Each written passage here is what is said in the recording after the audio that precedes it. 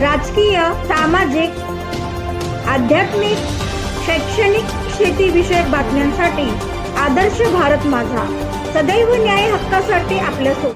समाजसेविका सौ सरस्वती काथारा यांचा अभिष्टचिंतन सोहळा जनतेच्या प्रचंड शुभेच्छांमध्ये संपन्न.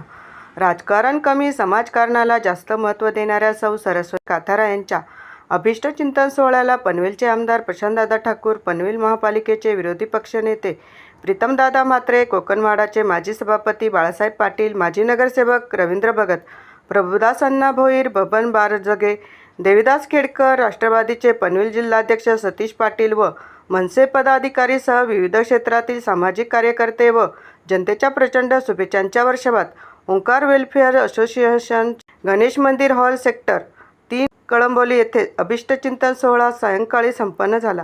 MGM हॉस्पिटलमध्ये फळवाटप, आशा सेविकांचा सन्मान, भारतीय जनता पार्टी पक्षांमध्ये समर्थकांचा पक्षप्रवेश पाहता आजचा अभिष्टचिंतन सोहळा सौ सरस्वती काथारा यांना जनतेच्या सेवेसाठी पाठबळ देणारा राहिला. अण्णासाहेब आहेर, आदर्श भारत माझा, कळंबोली. आणि त्याचबरोबरीनं प्रत्येक कळंबोलीवासी आमच्या भगिनींच्या सुखदुःखाला धावून येणारं असं व्यक्तिमत्व सरस्वतीताई काथारा यांच्या वाढदिवसाच्या निमित्तानं या ठिकाणी उपस्थित असणारे सन्माननीय प्रीतमजी म्हात्रे साहेब, या ठिकाणी उपस्थित असणारे कळंबोलीच्या भारतीय जनता पार्टीचे अध्यक्ष, स्थायी समितीचे माजी सभापती अमर पाटील, सन्माननीय या ठिकाणी उपस्थित असणारे गणेश कडूजी, या ठिकाणी उपस्थित असणारे सतीश पाटील साहेब, इथे उपस्थित असणारे रवी शेठ, इथे उपस्थित असणारे प्रभुदास अण्णा, इथे उपस्थित असणारे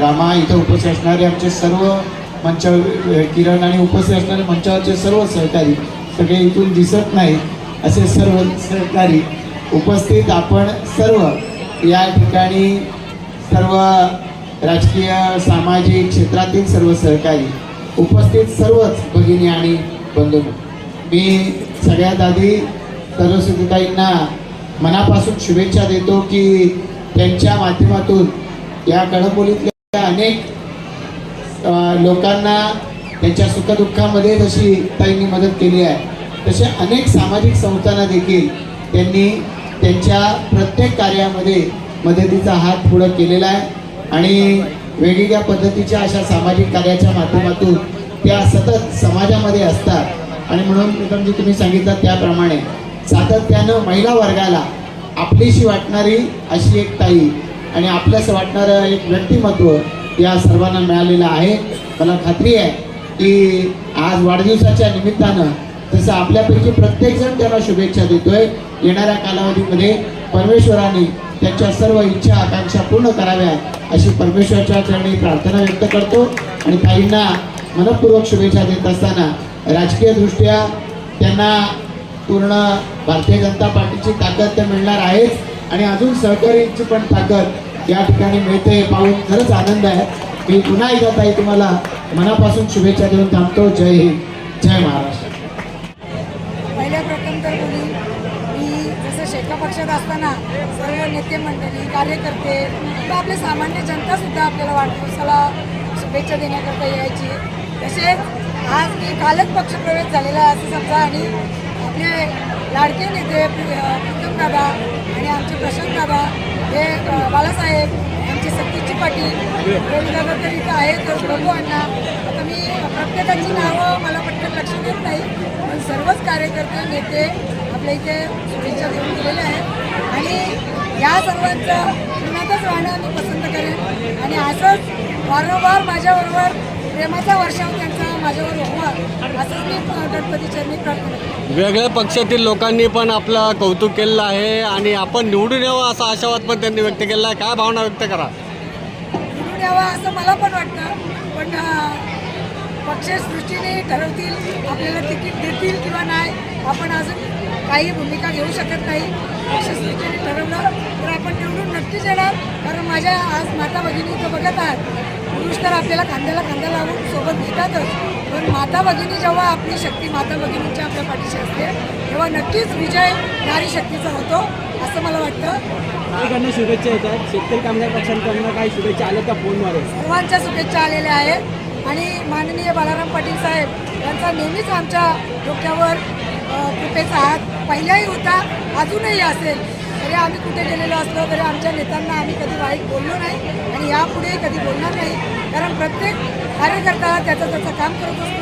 मी तिकडेही निष्ठेने काम केलं, तसं आता मी BJPमध्ये सुद्धा निष्ठेने काम करेन आणि प्रशांतदादांची शाबासकी पाठीवर नक्कीच मिळेल. आजची प्रचंड गर्दी पाहता जागा कमी पडली, महिलांचा प्रचंड प्रतिसाद आहे, राजकारण कमी, समाजकारण आपलं या ठिकाणी कार्य दिसून येते. काय महिलांना आश्वासित कराल भावी काळामध्ये? मी कधीही राजकारणाचा माध्यम घेऊन प्रत्येक महिलेकडे जात नाही. आज माझ्याकडे काय आहे किंवा नाही, तरी पण मी इथे LIGला राहते अशा घरात. कारण माझ्या महिलांचे अपरात्री काही प्रसंग असतील तर त्या माझ्याशी संपर्क साधू शकला पाहिजेत. कारण जेव्हा आपण बिल्डिंगमध्ये राहतो तेव्हा वॉचमन त्यांना आतमध्ये सोडत नाही. म्हणून यासाठी मी इथे LIGला राहतो. माझ्या महिलांचे प्रसंग काही असतील तर मी रात्री अपरात्री सोडू शकेल आणि यापुढे ह्याच काम माझा करत राहील. याच्यातनं मला काही राजकीय त्यांनी सोबत दिली किंवा नाही दिली तरी मी त्यांचं काम अविरतपणे करत राहील.